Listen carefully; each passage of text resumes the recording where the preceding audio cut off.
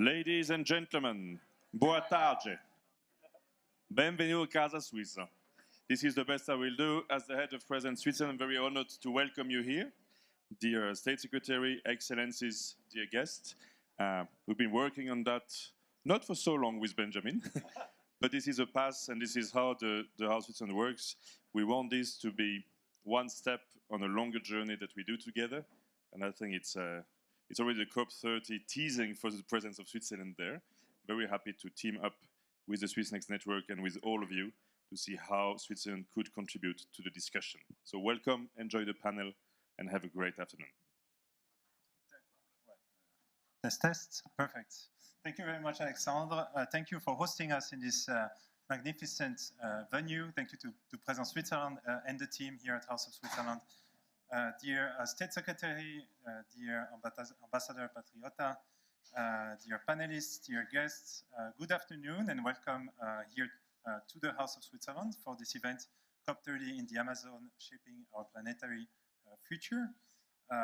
First of all, I'd like to thank the event partners. This event is a collaboration between Swissnex, the organization I am representing today, which is an initiative of the Swiss State Secretariat for Education, Research and Innovation, Frontiers, which is a Swiss open science publisher, also the creator of the Frontiers Planet Prize, which you will hear about in this event, as well as the Sao Paulo-based organization Alia Earth Partners.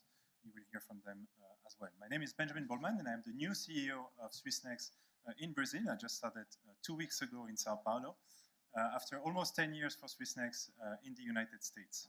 Swissnex is the Swiss global network connecting Switzerland and the world in the fields of education, research, and innovation. Concretely, what we do is that we support Swiss-based researchers, entrepreneurs, creative scientists to come to our location and engage with people and organizations on site.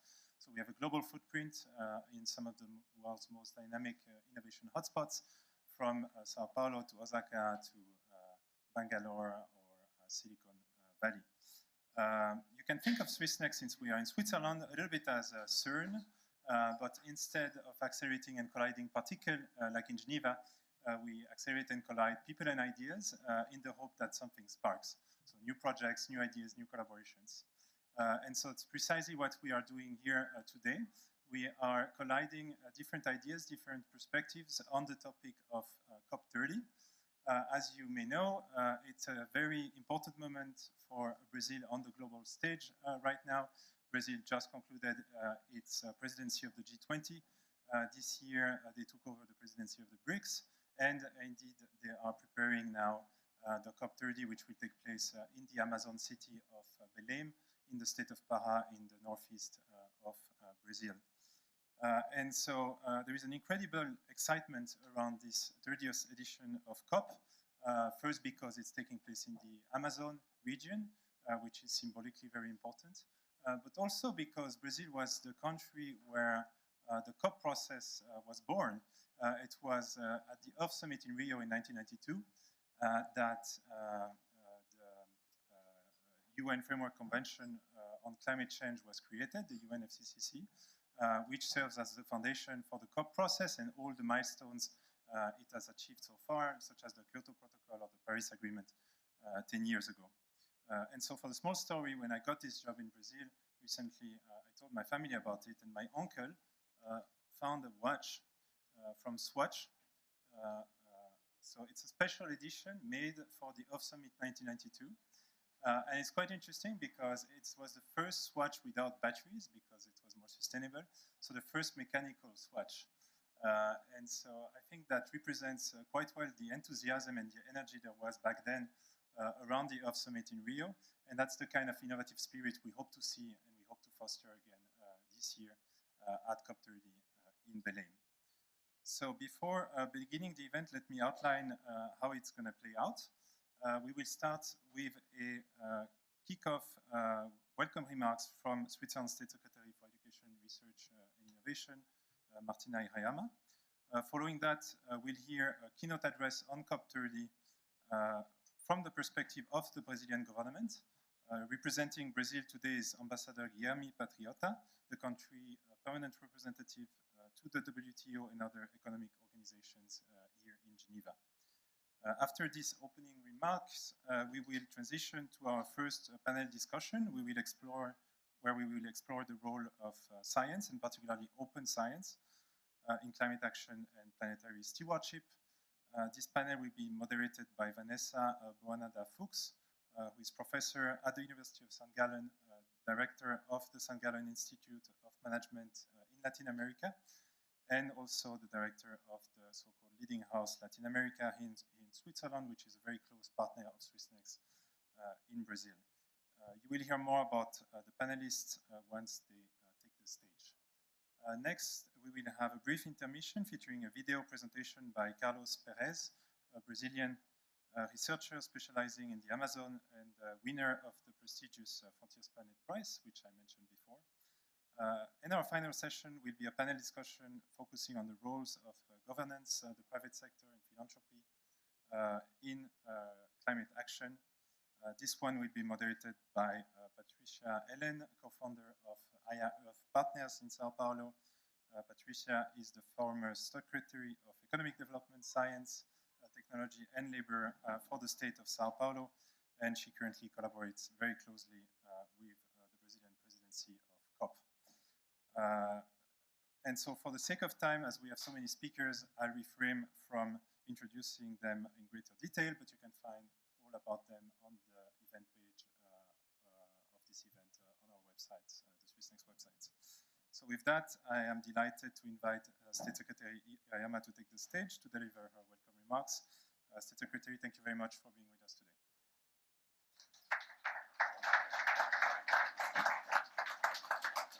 Thank you very much, Benjamin, for the introduction. Ambassadors, esteemed panelists, ladies and gentlemen, it's a pleasure to welcome you at the House of Switzerland for the event COP30 in the Amazon, Shaping Our Planetary Future. In November 25, the Amazon city of Belém, Brazil, will host the 30th edition of the UN Climate Change Conference. COP30's location at the heart of the Amazon region serves as a powerful symbol of the urgent action needed to address climate change and maintain Earth's capacity to support life. I remember very well when I've been to Brazil 2 years ago. All the ministries I met were absolutely committed to sustainable development and to change something. And I was impressed to hear that one of their big challenges is they have about 25 million people living in the Amazon region. And of course, if you want to change something there, they need to have jobs where they can live from. So they urgently need innovation, which helps them to change the way of life in the Amazon region, but also with, of course, added value for the people there. If we ever needed a reminder of the urgency of this task, it is now. As we speak, countries are formulating their new climate plans for 2035, the so-called nationally determined contributions, or NDCs. These plans are a lifeline to keeping the 1.5 centigrade objective within reach. COP30 in Belém will be a moment of truth. In the NDCs fall short of the ambition needed to keep 1.5 degrees centigrade alive. Member states will need to deliver an appropriate response. And yes, unfortunately, we've heard we have less states since a few days being committed to this. But nevertheless, we have to go forward together. COP30 will also mark a critical milestone on aligning financial flows with the objectives of the Paris Agreement. Key priorities on the conference agenda include first, discussing a roadmap towards the new 1.3 trillion investment goal. Second, advancing efforts to combat deforestation. Third, accelerate the energy transition. and fourth, supporting the mitigation efforts of member states. The Amazon rainforest, the largest of its kind and spanning 8 countries, is central to the health of our planet. It regulates the climate and supports unparalleled biodiversity. It also sustains the livelihoods of millions, including indigenous communities whose traditional knowledge is invaluable for its preservation. Switzerland recognizes the Amazon's ecological significance and the importance of fostering international cooperation to safeguard this vital biome.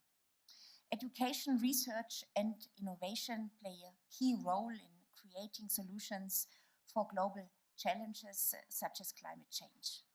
Through its presence in Brazil, Swissnex, our global network connecting Switzerland and the world in education, research, and innovation, can act as a catalyst for fostering dialogue and collaboration between our 2 countries in the Amazon region. Initiatives such as Next Bio Amazonia, launched by Swissnex and the Leading House Latin America, illustrate the strengths of our bilateral relations. This program connects Swiss and Brazilian researchers and startups to develop innovative and sustainable solutions for Amazon's forest-based economy. I was asked before the start from a few of you what would be possible to do projects together, to set up institutes.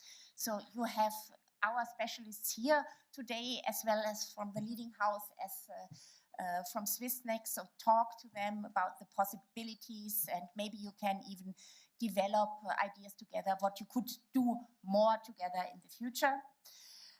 Today's event is part of Swissnex for the Planet, a new global initiative bringing together government, academia, business, and civil society to drive new ideas and collaborations aligned with the 1.5 degrees centigrade target. It is also part of Switzerland's Road to Belém campaign, a series of activities organized by the Swiss network in Brazil that unites our 2 countries on shared priorities in the lead up to COP30. I extend my heartfelt gratitude to Swissnex in Brazil, Swiss Open Access publishers Frontiers, creator of the Frontiers Planet Prize, and Sao Paulo-based AYA Earth Partners for organizing this important conversation.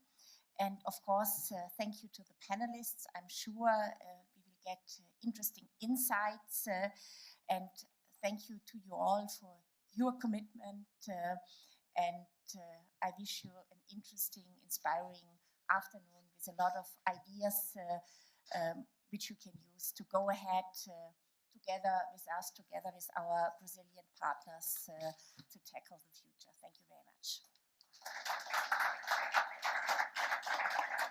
Thank you, State Secretary. Now I invite Ambassador Patriota to come to the stage. Thank you. Thank you very much. I thank you, Swissnex, and thank you, House of Switzerland and the Government of Switzerland for joining with us and holding this event. I'm here really as a sort of a replacement for the chair of COP30, the president, who was just recently announced in Brazil. He will be Ambassador André Correa do Lago, a good old colleague of mine, and I think you probably all have heard of him before. So very happy to be here. I'm not a COP specialist, but I'll try to do my best, so bear with me. I'll bring some elements to present to you. First of all, I think it's important to state how holding COP30 in Belém was a President Lula personal decision. It was his priority to show and demonstrate commitment of Brazil in combating climate change, in preserving the environment, in making a transition towards a low emission economy, a green economy, exploiting a wealth of energy resources that we have in Brazil, that do not emit. Almost over 80% of our energy is renewable energy. And I think he made a point of holding it in Belém, which is at the mouth of the Amazon River, so that instead of just talking about the Amazon for many years and decades, the international community can actually have an experience of the Amazon directly by being there. So I hope you will all be with us and share a successful conference at the end of this year in Belém. The governor of Belém, by the way, Elder Barbalho, he is here in Davos. He has participated in several panels and discussions related to COP30. He's personally committed. I also have to indicate that this is also, it's a joint endeavor within the government of Brazil. I mean, there are many, many actors involved, but in terms of government, we have Minister Mauro Vieira of the Foreign Minister of Brazil. So that's the diplomatic sort of pillar, and André Correia do Lago represents that. And we have Minister Marina Silva, who's been also a regular presence here at Davos, who's our Minister for the Environment, very committed. I'm sure you've all heard of her. And her Secretary for the Environment, Ana Toni, will be Executive Secretary of the conference. So we have kind of a joint, the diplomatic side of it, the environmental side of it will be jointly leading the way towards COP30. And I think we are in very good hands, at least from the perspective of the government of Brazil. All of the people involved, they have been at Rio 92, they have been at Rio +20. We have Brazil as a very important actor. We feel ownership of the process, and to a great extent. Rio +20, I was there with President Dilma at the time. I was her advisor for international affairs. And we produced The Future We Want, the document that was the basis of the SDGs and the Agenda 2030, of which I was a negotiator for Brazil. So I'm very appreciative of the SDGs as a platform, as a goal, as an aspiration for the international community. Of course, the goals are quite ambitious. They're not easy to achieve. We do have issues, but I think they are all, it's an agenda that you would hardly not be fighting with. I mean, everything that is there is positive, is good for humanity, for the environment, and for governments to emulate. So for us, COP30 will be the culmination of a process between COP28 and COP30. So it goes from Dubai to Belém, going through Baku. Under the Emirati presidents, we had the first global stock take, as you know, of the Paris Agreement. And we also decided to shift back towards the target of 1.5%. So that was an important inflection as well, and including a reference towards transitioning away from fossil fuels. So that was, at that moment, a very important outcome. In COP29, there was the legal mandate was established to define a new collective quantified goal for climate finance. So I think not everything was achieved. It's difficult sometimes to get agreement, but that was an important one. For COP30, we want to promote progress in all 5 pillars of mitigation, adaptation, climate finance, technology, and capacity building. We hope developed countries will make good on their commitment to bring their climate neutrality targets forward from 2050 up to 2040. In Brazil, for Brazil, as far as we could do it ourselves in COP29, we presented our own new nationally determined contribution, NDC, in which we not only present new and improved mitigation goals, but we try to design a blueprint for the future for an ecological transformation of the nation of Brazil for 2035. So we intend to become a sort of a, these are grandiose words, but I'm repeating some bullets that I got, but we intend to become an agroforestry powerhouse. And also a new industrial economy powered by renewables. So that's the first comment I made. We have a very unique energy base that does not emit hydropower, wind, photovoltaic, and also biofuels. and ethanol as a fuel, and we intend to offer this to Brazil and the world as a basis for industrial production, low carbon emission industrial production, and also sustainable agriculture, which is also an important goal for Brazil. So we intend to finalize at COP30 a work program for adaptation and also to improve and establish more detailed adaptation indicators that take into account the local circumstances of countries. I'm not going to go into the CBDR discussion, but I think there is a national context that needs to be taken into account for every country to feel comfortable and actually contribute and comply.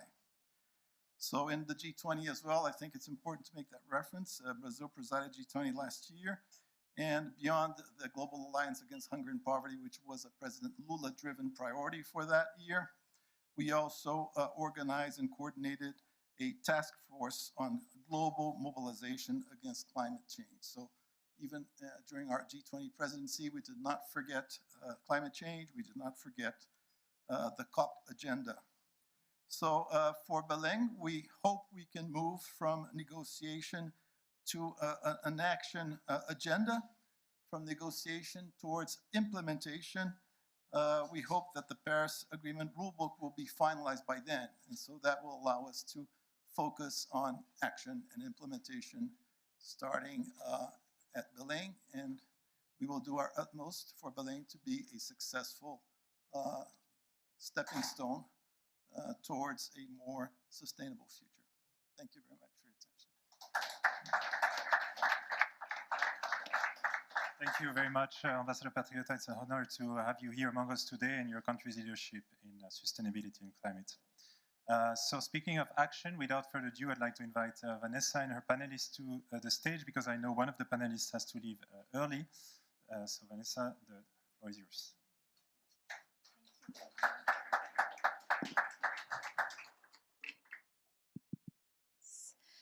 Hello, everyone. Boa tarde. So I'm Vanessa. I'm going to be your moderator for this first panel. In the next 30 minutes, we're going to be discussing the climate emergency and the role of Earth system science in tackling those issues, and also urging for more ambitious and faster change in policy, society at large, and business as well. Our panelists, they need no introductions, but if you want to learn more about them, you can go to the event page and check their many scientific accomplishments. So I would just invite them to join me. Camila Makram, CEO and co-founder of Frontiers. Professor Högström, director of the Potsdam Institute for Climate Impact Research. And Professor Carlos Nobre, Earth System Science at the Institute for Advanced Studies of the University of São Paulo. So jumping right into our discussion, let's start with a diagnostics check-up of our planetary health. I'd like to ask Professor Högström, as the scientific community has collected already abundant evidence that we are fast headed to the 1.5 overshoot in temperature, I would like to understand a bit more the consequences for the planetary health, and how can science in this context help us, different societies, operate within the planetary limits or boundaries? Yes, thanks. No, and this is science that really confirms what we've heard so far here of the importance of COP30 in Belém. The latest assessment shows that we have overwhelming evidence that we are within the next years and decades, so really on our watch as citizens and leaders on planet Earth, at risk of not only destabilizing the life support on Earth, but actually to trigger irreversible changes that will be impossible to revert over centuries, if not millennia, into the future. This is now assessed through the planetary boundary science as one avenue for that evidence. 6 of the 9 processes that regulates the stability, the resilience, and the life support on Earth are outside of a safe space that keeps the planet in the equilibrium state that we depend on since we left the last ice age 12,000 years ago, climate being one of them. But the key message why Belém is so important is that we see that the Earth system is starting to lose resilience, when we transgress the boundaries on biodiversity, on land system change, on fresh water, nitrogen overloading, phosphorus overloading, air pollutants, and chemicals, which actually leads to quite some straightforward but scientifically based but quite blunt statements. For example, even if we phase out fossil fuels and lose the Amazon rainforest, we still fail on 1.5. This is scientifically well established today. The Amazon basin is the Earth system's richest terrestrial ecosystem on land, but it's also what we call a tipping element. It is a biophysical system that regulates the stability of the entire climate system and the hydrological cycle on planet Earth. We have mapped 16 such systems, and the health check on the planet is also established through the evidence of avoiding that these systems cross their tipping points. We have 5 of them that are likely to cross the tipping points when we pass 1.5. The Greenland ice sheet, the West Antarctic ice sheet, all the tropical coral reef systems, abrupt thawing of permafrost, and collapse of the Labrador Sea Current. You'll soon hear from my dear friend and colleague Carlos Nobles that we in the climate sciences probably get it wrong on the Amazon because we place that risk at roughly at 3 to 5 degrees Celsius, but because of the loss of deforestation, it might be at much lower temperatures. So all of this gives a diagnostic and a health check that we need to move very, very fast for a safe landing within a stable and planet that can support humanity. And therefore, COP30 is an opportunity for us to not only accelerate the mitigation pathway on the energy transition, but also take a full Earth system approach to the stewardship of the planet. And let me just close by saying how fantastic it therefore is that this agenda is high up here at the World Economic Forum. We have such support from the Frontiers Foundation and Camilla and Henry, who's also here, on mobilizing science to get this to become a global effort of providing the evidence of that diagnostic, not as a fear factor for humanity, but as evidence to accelerate the innovation pathway back into a prosperous and equitable future for humanity. Thank you, Professor Högström. That's a good segue, speaking of tipping point, to talk about the precise role of the Amazon. We all know, we talk about it, and in light of the COP30, the Amazon will be in the spotlight, and the role of the Amazonian stability and health for climate. But on the other hand side, we also have the role of the changing climate for the even existence, the very existence of the Amazon, right? What you mentioned as the tipping point. So my follow-up question would be to Professor Nobre, as a scientist specialized in the Amazon and on Earth system science, what is your message to the World Economic Forum and the one that you also want to transmit further ahead in light of the COP30? Thank you very much, Vanessa. Before I talk about the Amazon, let very briefly complement what Johan said. We climate scientists, we are so concerned the temperatures have reached 1.5 degrees for more than 12 months, 2023, 2024. Thousands of climate scientists are trying to explain why.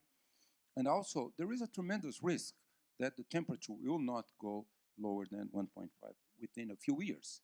So if that happens, President Lula was very brilliant in the G20 discourse in Rio in November. He said, we have to get to net zero by 2040, not longer than 2045. So I think, COP30 will be very important. And also, Mr. Ambassador, let me tell you, we are doing a study. We are going to release end of February in Brasilia to demonstrate Brazil can reach net zero by 2040.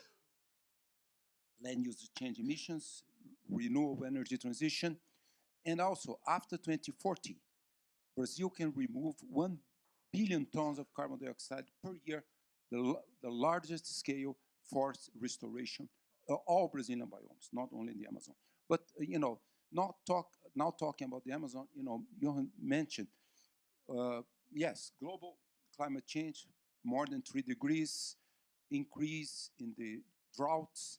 We have had very strong 4 droughts, 2005, 2010, 2015, 16, and a record-breaking drought, 2024.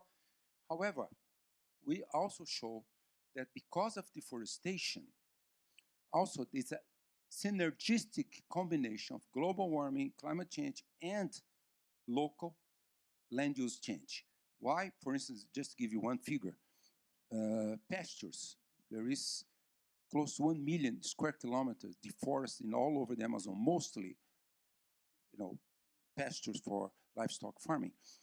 Pastures recycle 1/3, 1/4 of water, much less than the forest. The forest is 3 to 4 liters of water per square meter during the dry season. The pasture is 1.5. So that's the reason that the dry season is 4 to 5 weeks lengthier in 45 years all over southern Amazon. It's at the edge of the tipping point. So really, in the many studies, including our own studies, show if the temperature exceeds 1.5 to 2 degrees and the deforestation exceeds 20-25%, we are going to lose the Amazon. Minimum 50%, as Johan said, we are going to release within 30 to 50 years 250 billion tons of carbon dioxide, making it impossible to maintain the temperature 1.5 degrees. So this is the risk.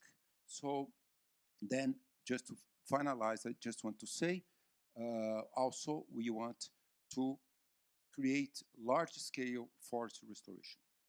Forest restoration in the Amazon, Brazil launched the Arc of Restoration to restore 24 million hectares of the Brazilian Amazon, Brazilian Development Bank. We are really counting on the support of all financial, private sectors all over the world to support and also to preserve, to save the biodiversity, to reduce the risks of pandemics. A lot of epidemics already taking place in the Amazon now. So that's really our big challenge. I want just to say we have to get nature-based solutions, zero deforestation, degradation, fires, but also a large-scale forest restoration immediately. We have to start immediately.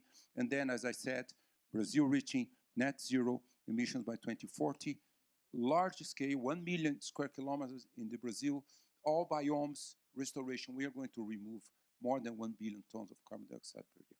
Thank you. Thank you, Professor. Well, we have a lot of data. We have a lot of scientists. We need to get the science to communicate with the politicians that take action, the business people that take action on climate, and we need to do it fast. And it's an emergency, as you're saying. So I wanted to ask Camilla Marcrin, you are determined to move this message around through open science. So what is the importance, thank you, Professor, what is the importance of open science and why is it important to bring this agenda to the WEF and to COP30? Yeah, so I'll zoom out a little bit out of the Amazon and into how we can actually accelerate the solutions for planetary health in general. So the problem that we're facing today is that most of the science is published behind paywalls, quite prohibitive paywalls. And the reality is then that there is not a single university in the world that has access to all of the knowledge. You who are funding this science through taxes do not have access if you fall sick with something and want to find out about the treatment. In fact, your doctors can't access the latest research on treatments. Companies as well have very restricted access to the latest science. And all of that while we're living in a knowledge economy where every single thing, the pen with which you're writing right now, Vanessa, every single thing is heavily science infused. So what we need to do is to give people, scientists, innovators, companies, literally everybody, as well as machines nowadays, we're talking about AI, we need to give them free and unrestricted access to the science, to the research articles, and to the data. Because that does accelerate collaboration, innovation for both the planetary crisis, but as well the public health crisis. So COVID, in fact, is an amazing example of demonstrating the power of making our science open. So I'll just spend 1 minute on that. When COVID hit 4 years ago, a lot of things happened. Of course, we all got into action, but ultimately everybody turned to scientists because these are the only people who can deliver vaccines and treatments. And we were fighting for lives and trillions of dollars in economic losses. So it became blatantly clear that if we want them to solve this crisis quickly, we had to give them access to all of the coronavirus research. So in an entirely unprecedented move, never happened before, the science was sitting behind subscription paywalls. The White House and a couple of others put together a database where all of the coronavirus research articles were inserted and mandated that people needed, and machines as well, needed to have free, unrestricted, open access to all of the science. That's the unsung story of COVID, because then what happened is that we got vaccines and treatments at a speed and a timescale never ever seen before in history. It was amazing. 1 year to get to the vaccines. Now, what has been achieved for COVID has not been achieved at all for the climate crisis and planetary health.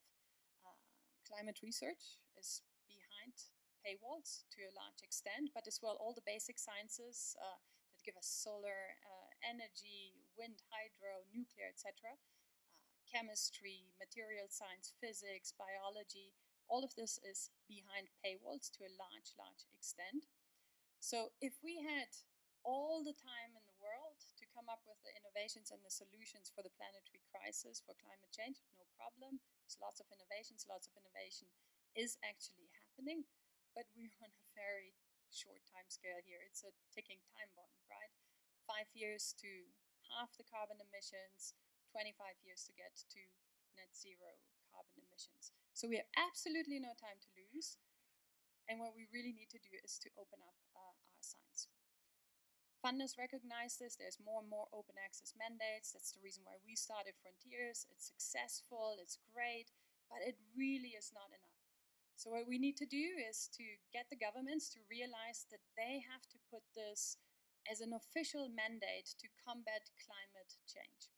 So we launched an open letter to ask for open science, that publicly funded science is made openly accessible. We launched it at the COP in Dubai 2 years ago. Thousands of people have subscribed to it. And we are going to bring this now to COP 30 as well, to make this part of the official agenda for governments to mandate open access to publicly funded research. Really, it shouldn't be such a big deal. It's not very political, it's very cost effective. So that's what's going to happen. That's our agenda for COP 30. Great. Well, I do have a follow-up question. You also, I know that you've created another measure to accelerate this transformation. And speaking of using science to promote societal change, you've created this Frontiers Planet Prize. Can you share with us the rationale behind the prize, and also who can participate? Can others join? Yeah, absolutely. Thank you. So, why did we create the Planet Prize? It was actually because of Johan. We read his book on the planetary boundaries on a Christmas break.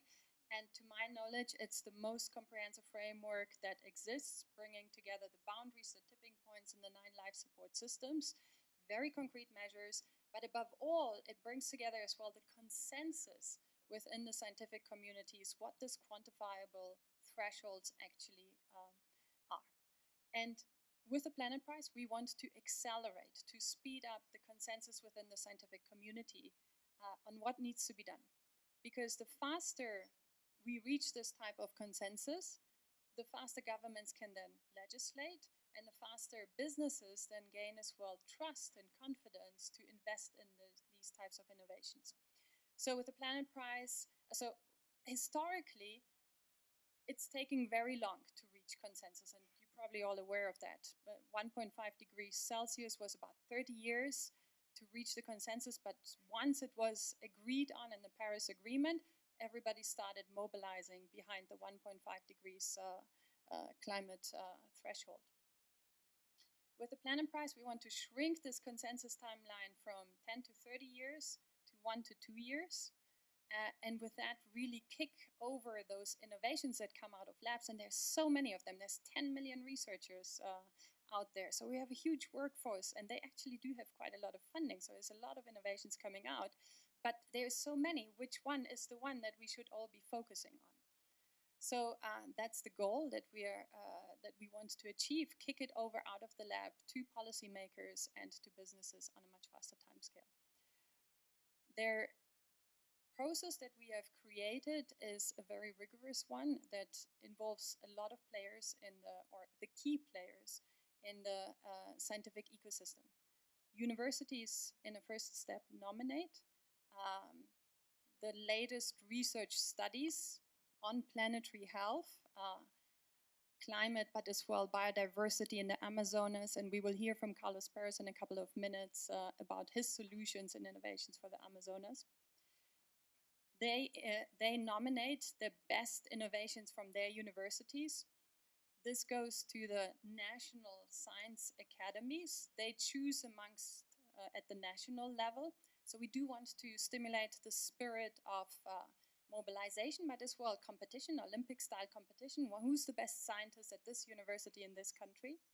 And then Johan put together an amazing jury of 100 of the top-notch climate researchers and sustainability researchers alive today on the planet.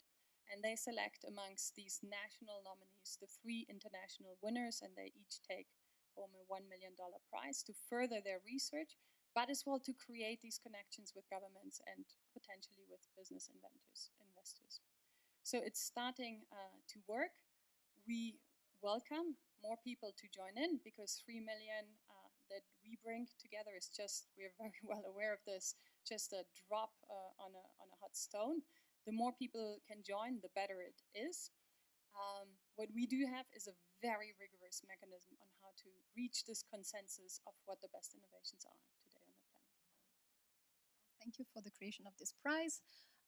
If I understand right, the winner that we will be hearing from in a little bit works in the Amazon as well.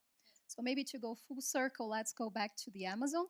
One of the concepts that is being promoted nowadays to work within the limits of our planetary boundaries and also at the same time promote social inclusion and a green transition is the concept of the bioeconomy. Swissnex has a program on the bioeconomy as well, but there is some divergence within the scientific community, business and politics of what the bioeconomy actually consists of. And I know your work is very specific and rigorous about what is bioeconomy. What should be the bioeconomy of the Amazon? Could you share with us a little bit more about that? Yes. In a few years ago, when we were talking about bioeconomy in Brazil, then the agribusiness in Brazil said what they do, cattle ranches, are bioeconomy. Yeah, you cannot say that cattle is not biological. However, when we meant bioeconomy for the Amazon, we create now the bioeconomy of the social biodiversity, or a lengthier name, social bioeconomy of standing forests and flowing rivers. The idea is really to, initially, let's recognize the knowledge of indigenous people. Humans arrived in the Amazon 16, 15,000 years ago. 11,000 years ago, they were all over the Amazon. They developed the indigenous science, mostly, as in case you don't know, indigenous women. They were the scientists. They domesticated more than 50 plants, like cocoa, acai berry, Brazil nuts, etc. Also, for instance, cocoa. They created 1,300 varieties of the cocoa species. So this, and also they use more than 2,300 products of the Amazon biodiversity, more than 300 fruits, 1,500 medicinal plants. Always they maintain the forest. They never starved. So we have to learn. I mean, why don't we value that? Why don't we have to get rid of the Amazon? So that's what we are talking about, the bioeconomy of the social biodiversity, is really to bring a great potential of all these hundreds and hundreds of products from the biodiversity to benefit the world, not only the Amazonian people. So I was seeing this document here, the technological tipping points, I would say the positive tipping points. Also, we are talking about positive tipping points. So the idea is to really create this new social bioeconomy, to give scale. There's a very small scale, but improves the livelihoods of a lot of people also in the Amazon. Those, some cooperatives in the Amazon, they produce more than 50 products from the biodiversity. And all those people in the cooperative, they reach the middle class. So it shows the potential. So that's the concept, this positive technological tipping points to create these new new social bioeconomy. And of course, we have challenges. And then I just want to finalize saying one initiative that we are developing also, the scientific community, Amazonian, Brazilian, other Amazonian countries, but also partnerships with many institutions outside in US and Europe. We are trying to develop the so-called Amazonia Institute of Technology, AMIT. So it's the quality of a very high-level institute of technology for development of this new social bioeconomy. 5 themes. We released this feasibility study now in November in Manaus, the Amazon. So this is the social bioeconomy, Amazon waters, the largest fluvial system in the world, sustainable infrastructure. Yeah, I can have transportation, sustainable, fluvial. 95% of deforestation in the Amazon is within 5.5 kilometers along the roads. There is 1.5 million kilometers of illegal roads in the Brazilian Amazon. So sustainable infrastructure, all sustainable infrastructure. Energy as well, tremendous potential of renewable energy, solar, and many other wind, and many other renewable energy, green hydrogen, and also outer landscapes, how to restore, as I said, restoration projects. We have 2 million square kilometers deforested and degraded, and also urban Amazon. So that's the concept. So let me tell you, we are now developing 2 big challenges. One is designing 5 innovation hubs. We want in the Amazon Institute of Technology to have a minimum of 5 innovation hubs, not only in Brazil, at least Brazil, Colombia, Peru, Bolivia, Ecuador. And also during COP30, we are going to release, in partnership with Ernst Young, the first innovation hub in Belém. All of you who have been are going to be there. You're going to see, we call Nature Hub. It's a proposal I made to Ernst Young, and they are financing construction of this innovation hub in Belém. And then also other 5 innovation hubs. And also another big challenge, we are also doing how to bring to the Amazon Institute of Technology the knowledge of indigenous people and local communities. So now we are developing a study with 12 indigenous, Afro-descendants, riverine communities, how to bring their knowledge to this institute. So let me tell you, we are looking for partnerships globally with the financial sector, but also with universities, technological institutes, to create a high-quality institute to make, thousands of undergraduate, graduate students per year for this new social bioeconomy of standing forests. So we hope our initial estimates $400 million to start with this Amazon Institute of Technology. So I think that's also very, very important, because we are going to create the economic model to protect and save the Amazon. Thank you. We just heard very 2 actionable initiatives taking place, connected not only to the climate emergency, but also to specifically the Amazonian biome. We have 5 minutes. If anyone has a burning question, I can pass the mic at the end of the second panel. So you all have to stay for the second panel, just letting you know that. Okay, so I think we can transition now. Thank you very much to both of you, and also Professor Högström, who had to leave us early. You're going to stay for the follow-up network event, right? Okay, so you have a chance to ask them questions directly. Thank you, everyone, very much. Thank you, ambassadors. Thank you, Benjamin. Thank you, Vanessa. Thank you to our panelists. So it's a perfect segue to have a sneak peek into specific researchers now in the Amazon through a video that we will show you. So I believe the video is ready. Can we start?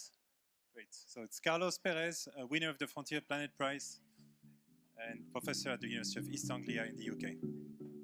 Hi, my name is Carlos Perez, and I'm a conservation biologist working primarily in the Amazon, the world's most biodiverse region, where I was born and raised and dedicated most of my life to. So this is the overall context.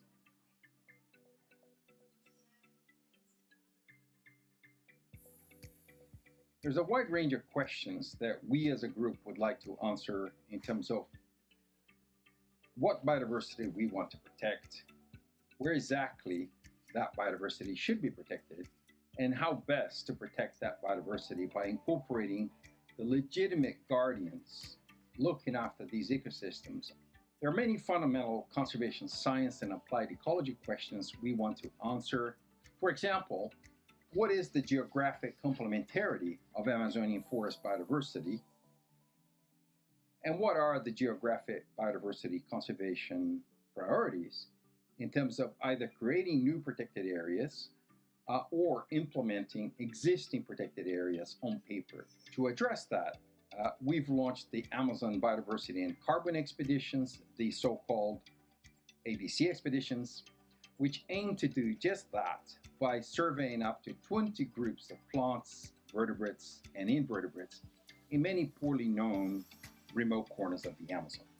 Second, what is the role of both habitat area and habitat quality in the extinction dynamics of Amazonian forest species? We're addressing these questions in the world's largest man-made tropical forest archipelago that includes over 3,500 forest islands, which were created by the Balbina Dam in the central Amazon nearly 4 decades ago.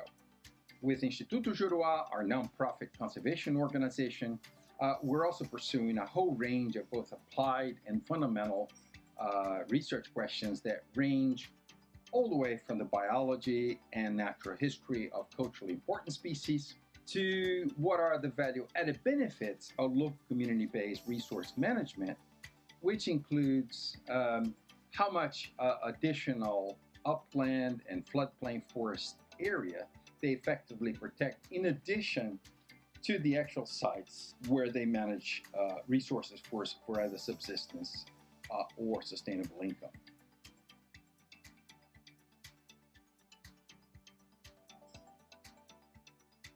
The Frontiers Planet Prize, which I won in 2023, has had a major impact in boosting all of these research activities and a lot more.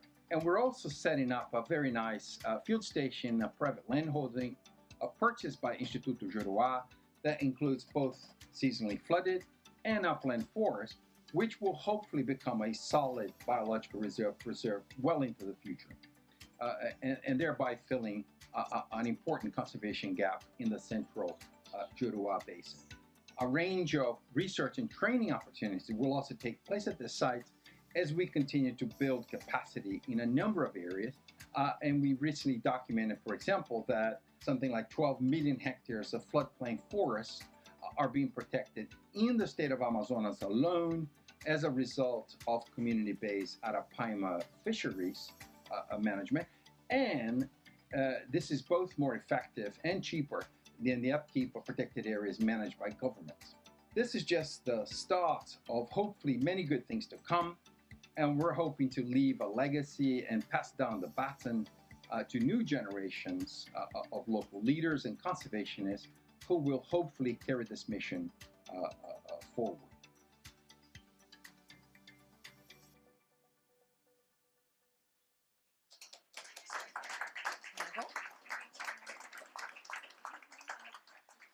Okay, so now it's the second panel, and I know Thursday is always very hard in Davos because all the nightcaps are on Wednesday, so everybody gets tired. And Ben asked me to re-energize us an audience now because we have a very important discussion on how to make COP30 really a planet-centric agenda. So we heard all the challenges from Professor Johan Rogström, from Vanessa, Professor Carlos Nobre, and now we will have the privilege to have a panel with only women talking about the leadership of a planet-centric world in COP30. So I will first call Mary Laure. She is the director of the Geneva Graduate Institute, specialized in global governance and systemic solutions for sustainability. So welcome, Mary. Thanks a lot for having you here.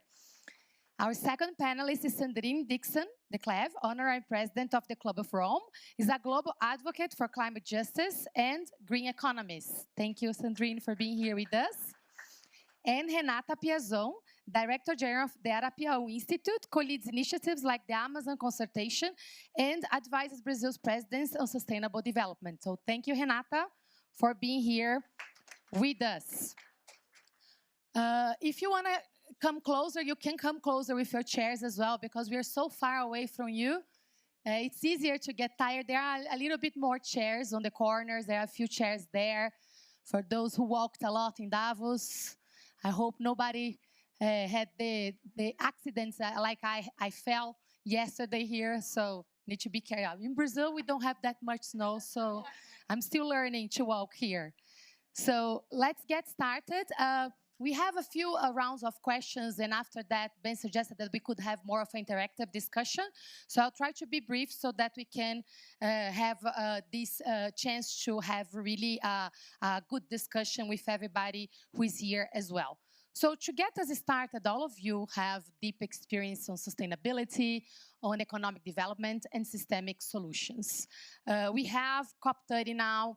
We heard in the beginning of the panel, and Ben also remembered us that the COP structure started in Brazil in '92 with the Earth Summit. And we've been discussing a lot whether the process could change, is working, not working. We also heard from a few people that in this WEF, we had AI as the main topic, and sustainability was not necessarily in the main rooms. Having said that, the off-WEF events were full of people talking about sustainability and decarbonization, green energy. So we do have a good momentum, is still growing. So to get us started, and I'd like to start with you, Sandrine, with your global perspective, how we could leverage more of all your learnings on global governance and systemic approaches to make this process in COP30 become an opportunity, considering all the geopolitical challenges that we have ahead of us.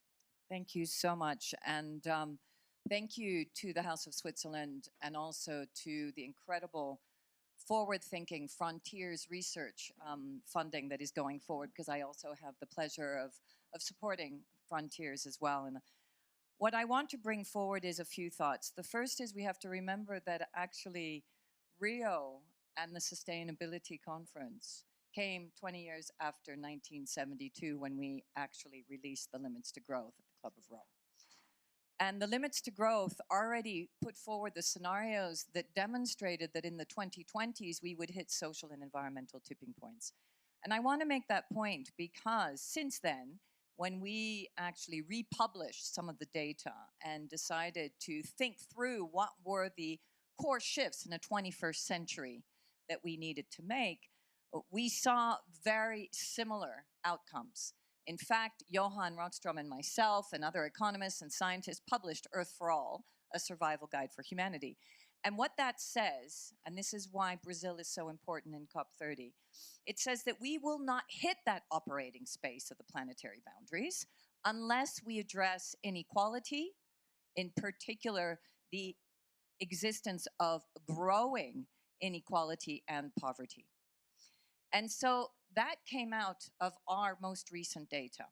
It also showed that social tension was going to go up because actually global well-being is going down. Now, why is that important in a COP context? And in particular, because of the unbelievable potential leadership, and I do believe that Brazil will show leadership at COP30. Because what we know today is that all of the backtracking and the pushing back on our zero targets, on maintaining actually our finance requirements, is very much inextricably linked to ensuring that we create zero poverty. And Brazil, and in particular Lula, with the G20, is the first to have put forward a social summit. So we are now having the opportunity to change COP30 into a social and climate COP. And that, for me, is the only way we can go forward, with an unbelievable leadership of the president himself. Now, where are a few of the key sticking points? The first is the framework of the COPs themselves. And again, Johan and myself, already 2 years ago, we warned about the fact that we needed to reform COP30. We needed to go back to smaller meetings, that were preparing for the COPs. We needed to ensure that science was fully integrated. And when we talk about science, we're talking about the social sciences, as well as the hard sciences and the environmental and climate sciences. that we ensure that actually Brazil is supported in its diplomatic core and its negotiations as it moves through the year, so we don't show up at the COP making last-minute negotiations, but do what we did in Paris, which is prepare the COP in terms of the stickiest, most difficult conversations on finance, on ensuring damage and loss, on ensuring that we do actually finally move out of fossil energy and that we get rid of subsidies. So this is an absolutely important implementation COP. It is the one that is going to land and give us something much more than Paris. And I do believe that this is the moment, taking into consideration current geopolitics, where the global south can shine and show us all potential solutions, potential ways forward, and real possibilities, whether it be around forests, whether it be around debt relief, whether it be around taxation. But I think this is the way that we can move forward. Thanks a lot, Sandrine. It's always good to hear you, because you always bring a not only an optimistic but a pragmatic view of how we can really drive change. And I heard in the beginning of the WEF, we also heard statements from Mr. Gutierrez, from Mrs. Ursula, saying that the multilateral world that we designed and expected to see a few decades ago is no longer here, and we need to reset the gears. And with that, Mary-Laure, I know you've been experiencing a lot of work in climate justice, in green economy, and working with global coalitions that are working also to influence the changing standards. Would you mention any successful case examples of those global governance initiatives that, one, we could learn from, and second, we could consider replicating now in this context of COP30? So thank you very much. First, I want to thank you, really, Swissnex, for organizing this panel, and thank you for the Swiss House for hosting us. And thank you to my co-panelists. It's wonderful to be here.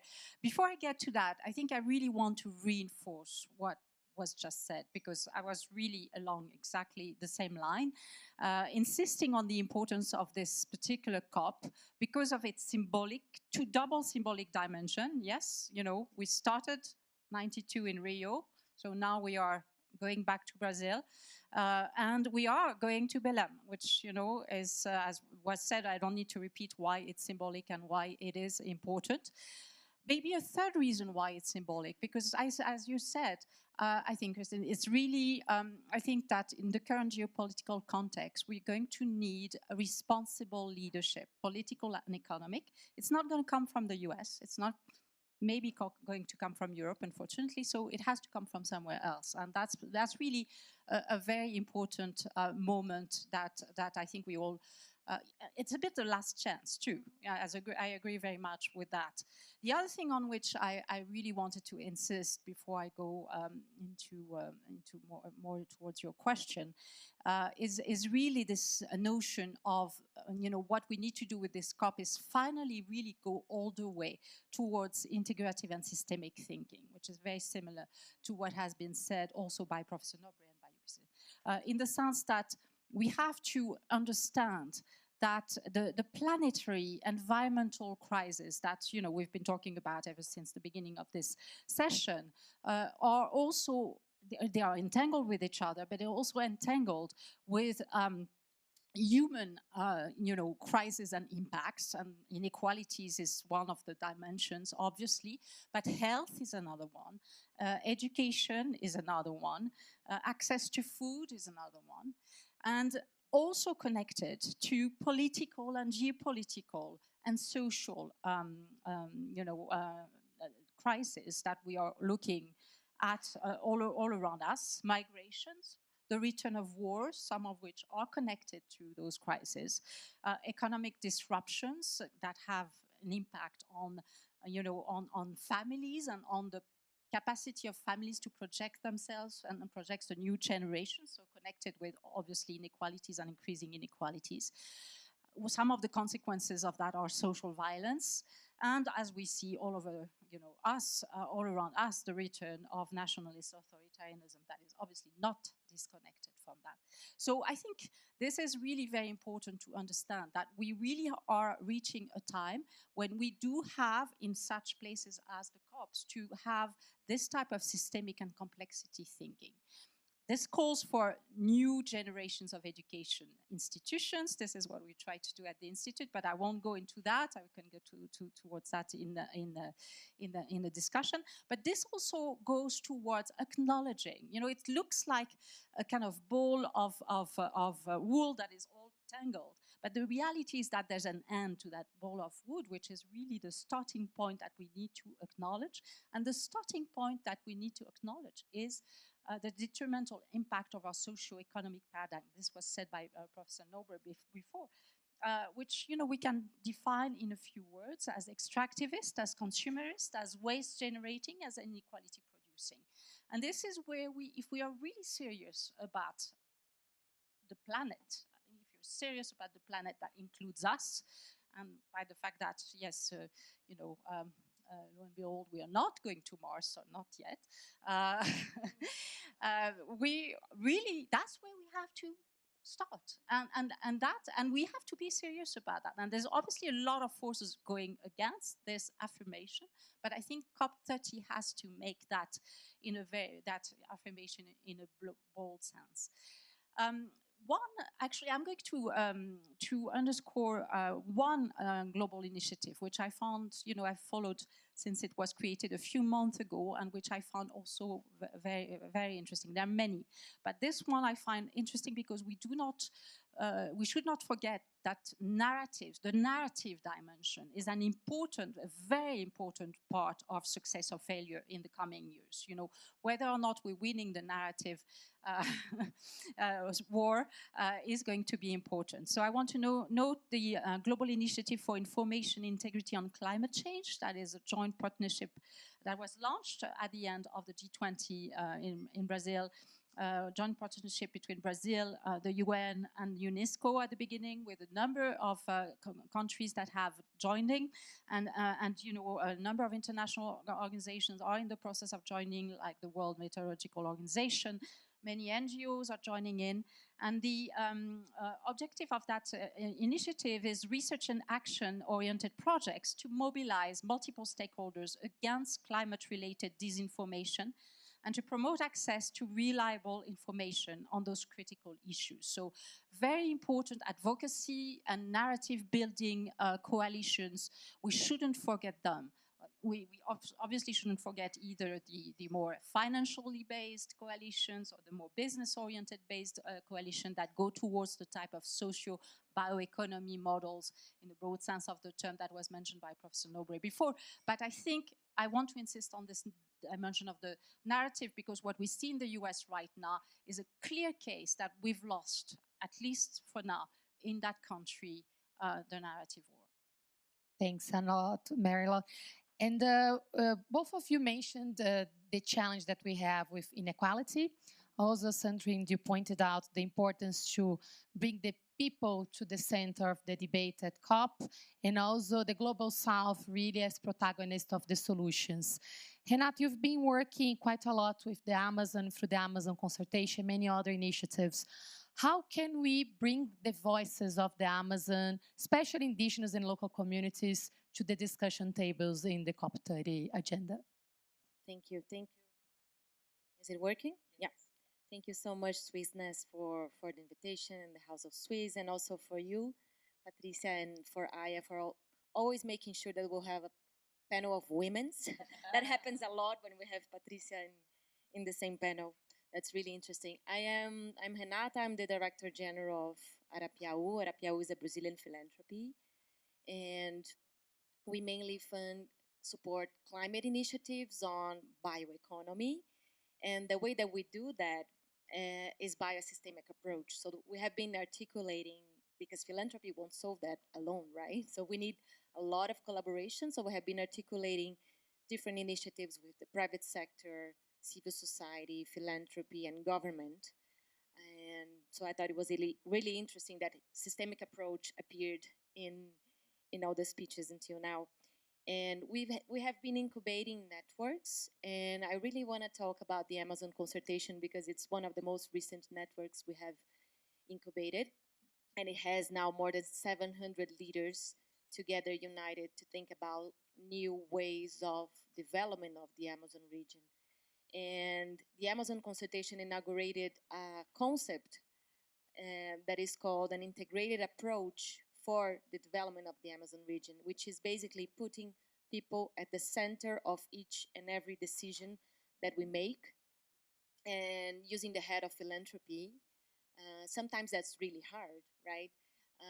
Just to give one example, we asked indigenous communities, Black communities, and local communities what would be the most fundamental thing that climate philanthropy should support in the Amazon, and the answer of them was connectivity. And for us as climate funders, we didn't fund connectivity. So we had to shift our theory of change, to fund connectivity, because through connectivity access, they will have access to education, health, they will be able to stay in the territory, protect the territory, they will have entrepreneurship development, and they will be connected as a network. So this is part of the systemic approach, and I think this is part of the human-centered approach that we need to start to think when talking about climate. And I think the Amazon consultation is doing that really well. And just because Carlos Nobre said that before here, the Amazon consultation, one of the first things that we did 4 years ago was to set up a framework of bioeconomy, what the bioeconomy is. And to start, there are different Amazons, right? So we have the urban Amazon, where 70% of the population lives, more than 20 million people living there. We have the forest intact. We have the forest that have no forest, like the forested areas. And then the transition areas, the areas under threat. So we have at least 4 different Amazons to summarize the complexity that we have. And for each of those Amazons, we have different approaches on what the bioeconomy could be. So that's the concept of bioeconomy for the Amazon consultation, which includes restoration, for example, for degraded land, the social bioeconomy that Carlos Nobre said pretty well. And just to link that to COP30, because I've been listening a lot during this marathon of 3 days in Davos, I think one good thing that the Amazon consultation is also doing is telling good stories. We need to start to tell positive stories. And this is the moment for Brazil to thrive. And we have many good examples of what Brazil has already delivered on renewable energy, ethanol, biofuels, regenerative agriculture. So we need to push for these examples, and Brazil can lead in that energy transition and transitioning away from fossil fuels. So what we need also from the international community is to make these examples, to amplify these good stories. That's really important on the road to COP. The world doesn't end at COP. It seems that it will for us, but it doesn't. So the presidency of Brazil starts in the end of this year, but it goes until 2026. So it's an ongoing process, and I think, like, if I could ask one thing from the international community, it would be to amplify the message of what Brazil has been doing, leading, and being an example on the climate agenda. And I think just to end, we have the action agenda, the parallel agenda that will happen. The negotiations will be finally led by André Correia do Lago, but the action agenda will have the support of Anatoni, the CEO, and she will need also a lot of help, right? What would be 1 to 2 things that Brazil would lead in the action agenda, and how philanthropy, civil society, private sector could support that? And I think the last thing is we need a vision for Brazil. So COP30 will represent 10 years of the Paris Agreement, but it needs to put a vision for the next 10 years. So what could be a vision of climate and nature and the interrelation between them for the next 10 years, how Brazil will lead that. That's really important. We have elections in Brazil in 2026, and we need to build that vision now, because this needs to be a state policy rather than a governmental policy because of all the risks that we have in 2026. So having the support to build this vision, I think that's really, really important now. Thank you. Thank you, Renata. Time flies, so we have only 10 minutes to close this interaction. But I think you gave a good hint for us to have a new round with one common question to all of you. Because of these challenges to show good case examples, Professor Carlos Nobre also mentioned we always talk about the negative tipping point, and the planetary health check. Johan explained super well how we measure the 9 dimensions and also all the tipping points. Because of that, with the effort with the federal government in Brazil and the Ministry of Finance, together with the support of many other ministries, through the IA Institute, we've been supporting with a voluntary task force and the private sector involved in the ecological transformation plan and mapping the case examples and how we could create a vision for the country. We proved that we could double the GDP growth with all these avenues that will reduce carbon emissions, will increase quality, inclusion, jobs creations, and also economic prosperity. And Brazil is probably one of the only nations where decarbonization is not a cost, is an opportunity for economic growth, because we have bioenergy, we have superfoods, we have critical minerals, but we need to have plans and we have to create action around those plans. In the report, we mapped all the value chains and we proved that we stop at the very beginning because we produce the commodity, this commodity is taken somewhere else, and then it's processed with not so clean energy somewhere else, and then sent to another place, to another region. I'll give you an example, lithium. Brazil is producing lithium, it's being processed in the US, sent to Europe. Ethanol, Brazil's export ethanol to the US for SAF production, and then this goes to Europe as well. We have with China the case examples. We could be producing batteries. So, and the provocation was how we can really add one more step in the value chain and contribute also to the reduction of the emissions globally. With that, all of you talked about the action agenda. So we need the vision and we need the action agenda and more protagonism of the Global South. But that's not happening yet. And especially now that the value chains are becoming more broken, more internalized. All the countries are trying to become independent, right? And bringing the full production internally. And then the question is, what if you pick one action, what could be the action that we would bring to the agenda, each one of you? And remember, for those who don't know the action agenda, COP, yes, started in 92, but the action agenda is more recent, right? It has 12, 13 years, gained traction after the Paris Agreement with the Marrakesh Partnership, but it is still much younger than the negotiation agenda. Ana Toni mentioned a few times, Sandrine, the importance of, and Minister Marina Silva as well, the importance for this COP to be the COP of implementation. So, one action agenda item and how we could bring more of the private sector and the civil society to contribute to push this action agenda. Who wants to start? Gosh, that's hard. So, before I pick one action point on the action agenda, I think we will fail with any of the action points if we don't actually look at a systemic approach. I really fundamentally believe that, because we failed so far. Because the underpinning economy continues to burn, baby, burn. It's all about an extractive economy. So the first thing we have to do is it's actually 4 zeros. We have to look at 0 carbon, 0 biodiversity loss, 0 poverty growth, and 0 inequality growth. And it's those 4 zeros that have to be the anchor of the action programs. And they haven't been. And then I'll take one action point, phasing out fossil fuel. For me, that is the core. Because we can put Band-Aids on everything else. If we continue to burn, baby, burn, then we will continue to put emissions in the atmosphere. At 1.5 degrees, which is now, we are already losing 3% GDP. At 3 degrees, we will lose 10 to 12% of GDP. So the only way we can really start to look at reduction of emissions is by focusing on a fossil fuel phase out and the elimination of fossil fuel subsidies. So that would be my call. And I know it's tough in Brazil. And so that brings me, how do we actually do it? And then I will pass it on. I fundamentally believe that we need to now bring, and I used to be an advisor for Petrobras. We have to talk to Petrobras. We have to bring in oil and gas companies, in particular sovereign oil and gas companies, which is not happening. We keep on talking about the private sector.